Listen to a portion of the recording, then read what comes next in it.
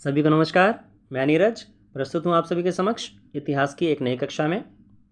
इससे पहले हम 3 पाठ ऑलरेडी कर चुके हैं, आप लिस्ट में जाके देख सकते हैं, जिसमें आरंभिक मानव की खोज में और भोजन संग्रह से उत्पादन तक, ठीक है, ये चैप्टर शामिल हैं। क्या, कब, कहाँ और कैसे, ये ऑलरेडी कर चुके हैं हम, ठीक है। आरंभिक नगर भी कर चुके हैं।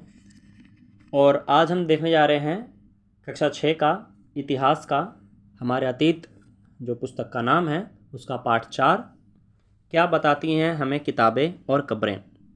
ये सीरीज़ जो प्रारंभ की गई है, कहीं भी आपका सामान्य ज्ञान पूछा जा रहा है, ठीक है, जीके जीएस, वहाँ ये लाभदायक होने वाली है क्योंकि ये एनसीईआरटी आधारित है। टू द पॉइंट्स नोट्स यहाँ पे आपको प्रोवाइड होंगे, ठीक है, जो कि डायरेक्टली यहाँ से क्वेश्चंस बनते हैं। क्योंकि देखिए, कोई भी एग्ज़ाम हो और वहाँ जीके जीएस पूछा जा रहा है यदि, तो वो एनसीईआरटी बेस्ड रहता ही रहता है, एनसीईआरटी से बाहर कुछ नहीं होता है। कुछ चीज़ें हैं जो कि करंट अफेयर में शामिल हो जाती हैं, ठीक है, वो तो एनसीईआरटी से कोई लेना देना है नहीं उनका। लेकिन जीके जीएस सामान्य ज्ञान की अगर मैं बात करूं, ठीक है, जो कि स्टैटिक है, जिसे बदला नहीं जा सकता, ठीक है, तो उसका जो बेस है वो एनसीईआरटी रहता है और यहाँ से प्रश्न डायरेक्ट बनते हैं। स्पेशली अगर मैं बात करूँ तो जो सीटेट का एग्ज़ाम होता है, सीटेट का जो पेपर सेकंड होता है आपका, ठीक है, जो पेपर सेकंड देते हैं, वहाँ पर 60 मार्क्स का आपका एसएसटी पूछा जाता है, ठीक है, जिसमें आपका हिस्ट्री भी आता है, ज्योग्राफी भी आता है, पॉलिटिकल साइंस भी आता है, ठीक है, तीनों चीज़ें मिला करके, और इकोनॉमिक्स का पार्ट भी आता है थोड़ा बहुत। तो ये सभी चीज़ें मिला करके आपकी 60 मार्क्स की बनती हैं, ठीक है। पेडागोजी का कुछ पार्ट भी रहता है, तो टू द पॉइंट उसमें चीज़ें रहती हैं, फैक्चुअल डाटा रहता है। तो यहाँ से बहुत ही हेल्पफुल होने वाली है, एक तरीके से कह लीजिए ये सीरीज़ रामबाण सिद्ध होने वाली है उस चीज़ के लिए, क्योंकि टू द पॉइंट चीज़ें हैं, ठीक है। जिस हिसाब से क्वेश्चन बनते हैं उसी को आधार बनाते हुए ये सीरीज़ प्रारंभ की गई है, ठीक है। आप प्लेलिस्ट में जाके आप देख सकते हैं, वहाँ पे ज्योग्राफी भी मिल जाएगा आपको, ज्योग्राफी की प्लेलिस्ट भी रेडी है, ठीक है, डाला जा चुका है एसएसटी का, ठीक है। जो कक्षा 6 का ज्योग्राफी है वो पूरा कंप्लीट किया जा चुका है, पॉलिटिकल साइंस का भी कंप्लीट किया जा चुका है, आप प्लेलिस्ट में जाके देख सकते हैं। और ये हिस्ट्री का रह गया है, ये भी जल्दी कंप्लीट हो जाएगा। और आने वाले समय में आपको कक्षा 7 की एनसीईआरटी की सामाजिक विज्ञान की सभी पुस्तकों के टू द पॉइंट्स नोट्स मिलने वाले हैं, जिसमें geography, history, political science, economics सभी रहेंगे, ठीक है। 8वीं क्लास का भी ऐसे रहेगा, टू द पॉइंट चीज़ें चलेंगी यहाँ पर, ठीक है। चलिए, समय को ना गवाते हुए टू द पॉइंट चीज़ें देखने का प्रयास करेंगे हम। प्रारंभ करते हैं अपने चैप्टर को। चलिए, अध्याय 4, क्या बताती हैं हमें किताबें और कब्रें। चलिए प्रारंभ करते हैं। सबसे पहले इसमें वेदों की चर्चा की गई है कि वेद कितने हैं, तो वेदों को देख लेते हैं हम यहाँ पर। देखिए, वेदों की संख्या हमारी 4 है, एनसीईआरटी पुस्तक में बताया गया है, ठीक। सबसे पहला वेद है आपका ऋग्वेद, जिसको सबसे पुराना कहा जाता है। अगर आपसे पूछ लिया जाए सबसे पुराना वेद कौन सा है, तो ऋग्वेद आपका उत्तर होगा, ठीक। उसके बाद है सामवेद, उसके बाद है यजुर्वेद, और उसके बाद है आपका अथर्ववेद, ठीक है। ये 4 वेद हैं प्रमुख रूप से। चलिए, अगर हम ऋग्वेद की बात करें सबसे पहले, तो ऋग्वेद की रचना जो है वो लगभग 3500 वर्ष पूर्व हुई है, ये आपको याद रखना है, ठीक है। कभी कभार जो कथन के रूप में क्वेश्चन दे दिया जाता है कि ऋग्वेद की रचना लगभग कब हुई है, ठीक है, तो आपको याद रखना है लगभग 3500 वर्ष पूर्व, ठीक है, इसकी रचना हुई है। क्लियर। उसके बाद नीचे देख लीजिए, एक सेकेंड, ओके, अभी ऋग्वेद की ही बात कर लेते हैं पहले, सबसे पहले, क्योंकि यही जो है पार्ट इम्पोर्टेंट रहने वाला है आपका, ठीक है जी हाँ। यहाँ देखिए, 1000 से ज़्यादा प्रार्थनाएं हैं इसमें, और इसको सूक्त कहते हैं। क्या कहते हैं? सूक्त। ये वर्ड याद रखिएगा, ठीक है, ये शब्द याद रखिएगा आप, सूक्त, ठीक है, कन्फ्यूज़ मत होइएगा। सूक्त का अर्थ होता है प्रार्थनाएं, ठीक है जी। और ऋग्वेद में आपको 1028 सूक्तियाँ या प्रार्थनाएँ मिलती हैं, ये नंबर याद रखना है आपको, 1028, ठीक है। कई बार क्वेश्चन पूछा गया है ऋग्वेद में कितनी सूक्तियाँ हैं, तो 1028, 1028 याद रखिएगा, इंपॉर्टेंट है, ठीक। अगर मंडल पूछ लिया जाए तो 10 मंडल है इसमें, कितने हैं? 10 मंडल, कभी कभार मंडल भी पूछ लिया जाता है, ठीक है, 10 मंडल है, 10 मंडल और 1028 सूक्त हैं, ठीक है जी। चलिए आगे देखेंगे। अब देखिए, सूक्त का अर्थ क्या होता है, इसने अच्छे से एक्सप्लेन किया गया। सूक्त का अर्थ होता है अच्छी तरह से बोला गया, ठीक। यह विभिन्न देवी देवताओं की स्तुति में रचे गए हैं। इनमें से 3 देवी देवता महत्वपूर्ण हैं। अब कौन कौन से महत्वपूर्ण हैं ये देख लेते हैं। यहाँ देखिए बताया गया है, इसको मैं थोड़ा सा बड़ा कर दूँ ताकि साफ से दिख जाए, क्योंकि ये काफ़ी पुराने नोट्स हैं, मेरे खुद के बनाए हुए हैं, टू द पॉइंट है, ठीक है। चलिए, सबसे पहले हैं अग्नि, फिर है इंद्र, और फिर है सोम, ये देवताओं के नाम हैं। अग्नि देवता जैसे कि नाम से ही स्पष्ट है, ये आग के देवता हैं। इंद्र जो हैं वो युद्ध के देवता हैं। सोम जो है वो वनस्पति के देवता हैं, याद रखिएगा। ठीक है, वनस्पति अर्थात पेड़ पौधे, ठीक है, हरियाली इसके। तो ये कई बार ये क्वेश्चन बन जाता है कि सोम जो है वो किससे संबंधित है, तो आपको याद रखना वनस्पति, इंद्र, युद्ध, और अग्नि का तो आप डायरेक्टली कर लेंगे आग। क्लियर है ये चीज़? ठीक। और अब हम बात करें ऋग्वेद की भाषा की, कई बार पूछ लिया जाता है। तो ऋग्वेद की भाषा जो है वो संस्कृत है। संस्कृत में भी कौन सी संस्कृत? प्राक संस्कृत या वैदिक संस्कृत, ठीक है, जिसमें मूल रूप से तत्सम शब्दावली जो है प्रधान रहती थी, ठीक है, वो वाली भाषा, ठीक है, प्राक संस्कृत या वैदिक संस्कृत। क्लियर है? चलिए। और वैदिक प्रार्थनाओं की जो रचना है वो ऋषियों ने की थी। किसने की थी? ऋषियों ने की थी। अच्छा, यहाँ पर एक नाम और बता दूं मैं, यहाँ पे ये रहा, ये इंपॉर्टेंट है, ठीक है, इसको आप स्किप नहीं कर सकते हैं। सबसे प्राचीनतम धर्म ग्रंथ वेद हैं, ठीक है, सबसे प्राचीनतम धर्म ग्रंथ वेद हैं। वह इसके संकलनकर्ता महर्षि कृष्ण द्वैपायन वेद व्यास हैं। याद रखिएगा ये नाम, कई बार एग्जाम में पूछा गया है, ठीक है। इसके संकलनकर्ता कौन है वेदों के? महर्षि कृष्ण द्वैपायन वेद व्यास। क्लियर है जी? चलिए।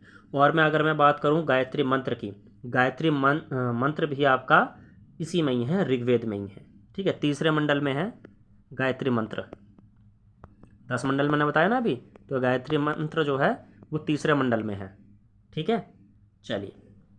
और ये जो है गायत्री मंत्र जो है वो सूर्य देवता सावित्री को समर्पित है, सूर्य देवता सावित्री को, ठीक है। और इसकी रचना किसने की थी? विश्वामित्र ने। याद रखिएगा, इंपॉर्टेंट फैक्ट है। किसने की थी? विश्वामित्र ने। किसकी रचना? गायत्री मंत्र की, ठीक है। चलिए। और जो 4 वर्ण हम कहते हैं कि भाई प्रारंभ में 4 वर्ण माने गए हैं, ठीक है, जिसमें आपका ब्राह्मण, ठीक है, ब्राह्मण, क्षत्रिय,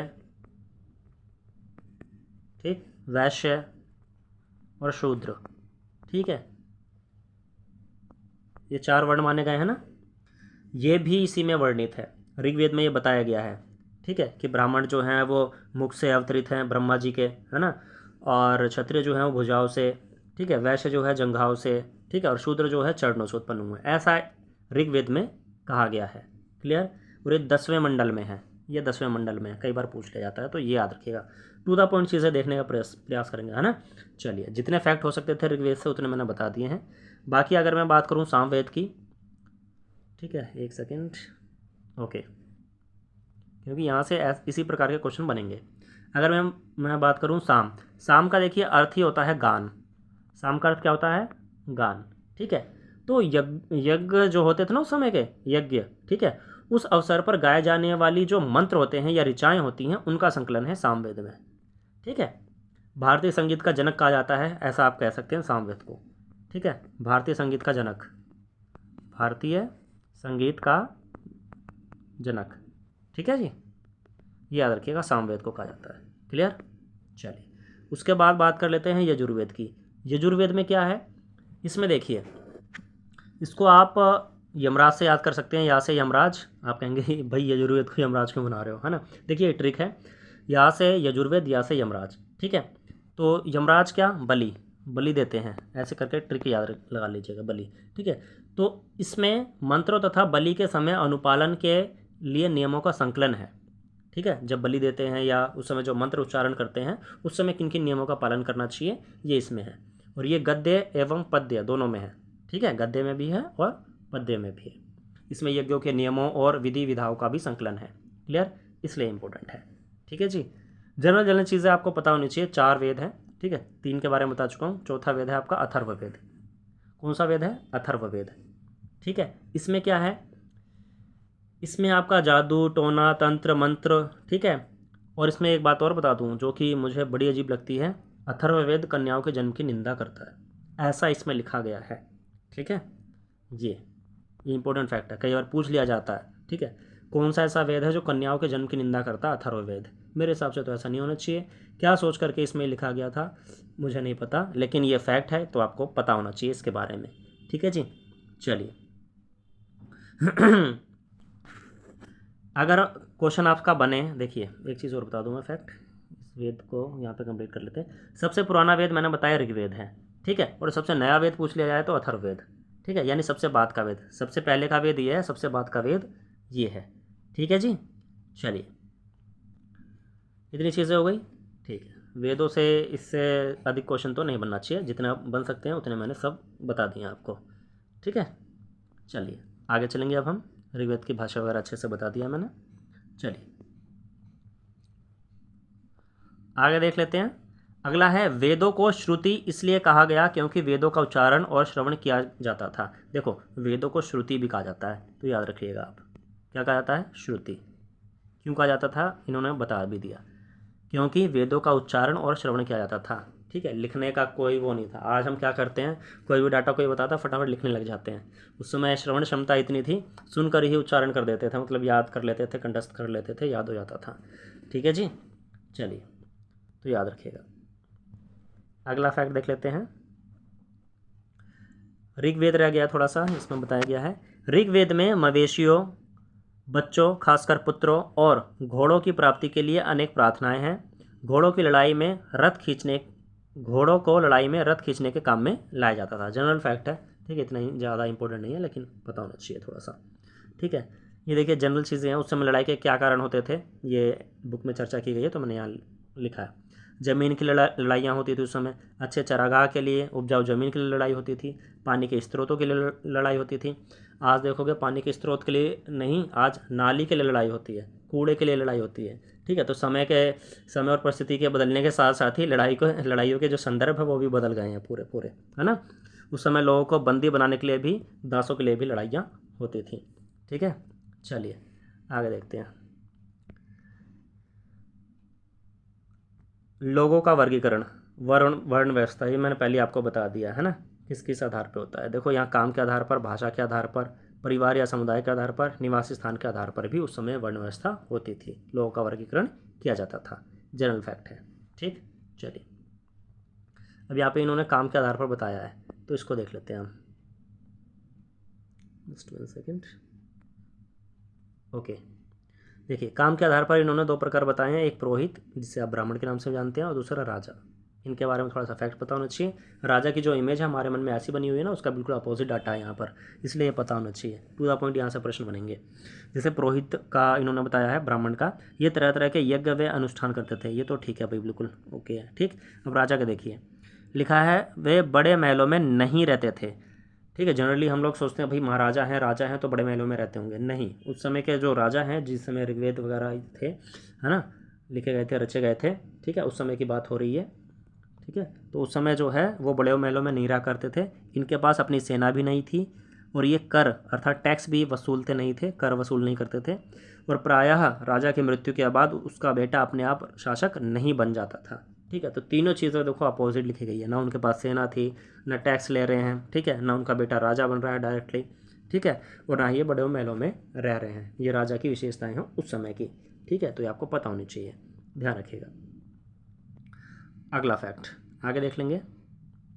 संस्कृत भाषा का जिक्र आया है पीछे, तो उसके बारे में थोड़ा सा फैक्ट है, पता होना चाहिए, देख लेते हैं।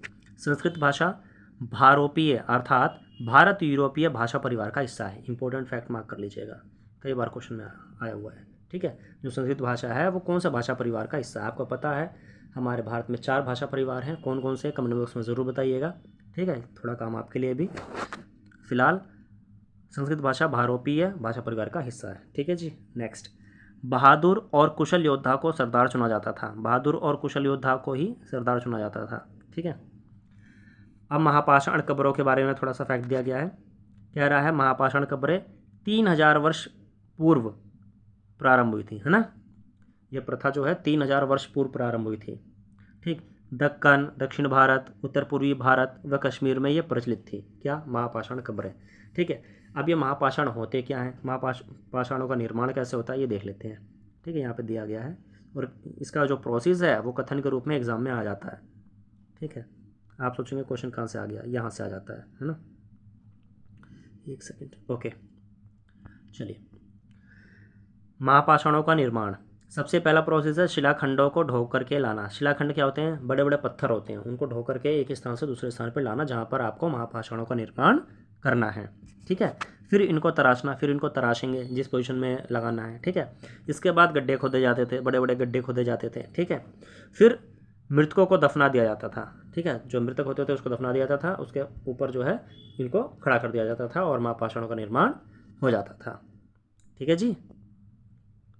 ये प्रोसेस याद रखिएगा। आगे देख लेते हैं, ये इंपॉर्टेंट फैक्ट है, ब्रह्मगिरी का दिया गया है, देख लेते हैं एक बार। देखिए, ब्रह्मगिरी नाम का एक स्थान है, ठीक है ना, मैंने लिखा भी हुआ है, ब्रह्मगिरी नाम का एक स्थान है। यहाँ पर क्या प्राप्त हुआ है, यहाँ पर एक व्यक्ति की कब्र में 33 सोने के मनके और शंख पाए गए हैं, ठीक है। आपको इतना याद रखना है, यहाँ पर क्या प्राप्त हुआ है, एक व्यक्ति की कब्र में 33 सोने के मनके और शंख पाए गए हैं। कहाँ से? ब्रह्मगिरी से। क्लियर? चलिए आगे देखेंगे। अगला कह रहा है आपका चीन, ठीक है। ये क्यों फेमस है भाई? यहाँ से लेखन कला के सबसे प्राचीनतम उदाहरण प्राप्त होते हैं, ठीक है। लेखन कला के सबसे प्राचीनतम उदाहरण कहाँ से प्राप्त होते हैं? क्वेश्चन बनेगा, देश दे देगा, चीन, अमेरिका, भारत, ऑस्ट्रेलिया, है ना। तो चीन ध्यान रखिएगा, यहाँ से सबसे प्राचीनतम साक्ष्य प्राप्त होते हैं, ठीक है, लेखन कला के। ओके, ठीक है जी। आशा है आपको समझ में आ गया होगा, ठीक है। बाकी जो भी सुझाव हैं आपके वो कमेंट बॉक्स में सदैव आमंत्रित हैं, ठीक है। इसके अलावा कुछ फैक्ट रह गया है, मैं थोड़ा सा एक्सप्लेन कर देता हूँ मैं आपको, ठीक है। इंपॉर्टेंट फैक्ट है, वो पता होना चाहिए आप लोगों को। जस्ट 1 सेकेंड, ओके, मेरे को एक ब्लैंक पेज चाहिए। डन। देखिए, वेद तो 4 होते हैं, ठीक है। वेद कितने होते हैं? 4। मैंने बता दिया आपको, ऋग्वेद, यजुर्वेद, सामवेद, अथर्ववेद, ठीक है जी। अगर पूछ ले वेदांग कितने होते हैं, क्या? वेदांग, ध्यान से सुनिएगा और देखिएगा भी। 1 सेकेंड, ओके,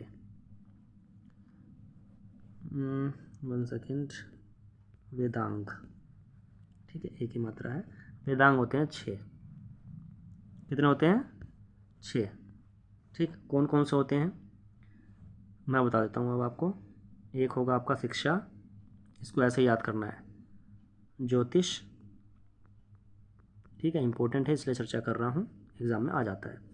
इसके बाद कल्प, इसके बाद व्याकरण, आप कहेंगे व्याकरण भी, जी हाँ व्याकरण भी। उसके बाद निरुक्त, नी है, रू है ये, का, आधा का, त, निरुक्त। उसके बाद छंद, ठीक है। 1 2 3 4 5 6 याद कैसे करेंगे? शिक्षा ज्योतिष को एक साथ याद करेंगे, शिक्षा ज्योतिष, ठीक है, शिक्षा ज्योतिष। कल्प व्याकरण, व्याकरण कौन सा? कल्प व्याकरण, ठीक है। निरुक्त छंद, निरुक्त कौन सा? छंद कौन सा है? निरुक्त। इस टाइप से याद करेंगे, ये याद करने की ट्रिक है, ये मैंने बनाई है साथ में, ठीक है। तो इससे आपको ईजिली याद हो जाएगा, ऐसी मुझे आशा है, ठीक है। शिक्षा ज्योतिष, कल्प व्याकरण, निरुक्त छंद, अब 2-3 बार पढ़ेंगे ना, याद हो जाएगा, ठीक है। तो वेदांग कितने हमारे? 6 हैं। एक तो हुई इसकी चर्चा। उसके बाद आते हैं, आप स्क्रीनशॉट ले सकते हैं आप, ठीक है, समझने के लिए। चलिए आगे देखते हैं। अगला है आपका पुराण, ठीक है। एक पुराण का डाटा है यहाँ पर दिया हुआ, तो मैं थोड़ा सा बता दूँ, ठीक है। पुराणों की संख्या कई बार पूछ ली जाती है, तो पुराण है 18। पुराण कितने हैं? 18 हैं, ठीक है। चलिए, इसके जो रचयिता है वो लोमहर्ष हैं। कौन है? लोमहर्ष। इतना पूछेगा नहीं वैसे, लेकिन थोड़ा सा पता होना चाहिए भाई, हमारी संस्कृति सभ्यता है तो हल्का सा पता होना चाहिए। लोमहर्ष हैं, वे इनके पुत्र हैं उग्र श्रवा, ठीक है, ये इनके पुत्र हैं, ठीक है। इन दोनों को ही माना जाता है, ऐसी मान्यता है, ठीक है। इनको भी माना जाता है, ठीक है, अथवा इनके पुत्र या तो इनको, ठीक। उसके बाद मैंने 18 संख्या बता दी। अब जिनमें से केवल जो 5 हैं ना, वो ही राजाओं की वंशावली में पाए जाते हैं। अब वो 5 कौन से हैं उनकी चर्चा कर लेते हैं, ठीक है, क्योंकि 5 ही राजाओं की वंशावली में मिलते हैं हमें। तो कौन कौन से हैं? एक मिलता है हमें मत्स्य पुराण, पूरा नाम। फिर वायु है, वायु पुराण, ठीक है। फिर विष्णु है, विष्णु पुराण, ठीक है, 3 हो गए। और फिर अब ब्राह्मण पुराण, ठीक। फिर अब भागवत पुराण, ठीक है जी। 1 2 3 4 5 राजाओं की वंशावली में केवल ये 5 मिलते हैं। कई बार क्वेश्चन पुटअप किया जा सकता है कि राजाओं की वंशावली में कितने पुराणों का जिक्र है? 5। अगर आपसे पूछ लिया जाए कुल पुराणों की संख्या कितनी है? 18। रचना किसने की? लोमहर्ष व उग्रश्रवा। इन दोनों में से एक ही नाम देगा आपको, ठीक है, दोनों नहीं देगा, ये ध्यान रखिएगा। इतना डाटा हो गया, आप स्क्रीनशॉट ले सकते हैं, ठीक है। इसके बाद एक चीज़ और रह गई है, सबसे पुराना, ठीक है, सबसे पुराना और प्रामाणिक पुराण कौन सा है, यहाँ से भी क्वेश्चन बन सकता है। तो ये इसका उत्तर होगा आपका मत्स्य। ये सबसे पुराना है और सबसे प्राचीन है, याद रखिएगा। इम्पोर्टेंट है, बहुत इम्पोर्टेंट है, ये सीधा क्वेश्चन बना हुआ है, सबसे पुराना। ठीक है, चलिए, आशा है आपको जानकारी पसंद आई होगी। ठीक है, अगर आप चैनल पर नए हैं तो चैनल को सब्सक्राइब कर सकते हैं। जानकारी अच्छी लगी हो तो साथियों के साथ शेयर और लाइक करना बिल्कुल ना भूलें। धन्यवाद।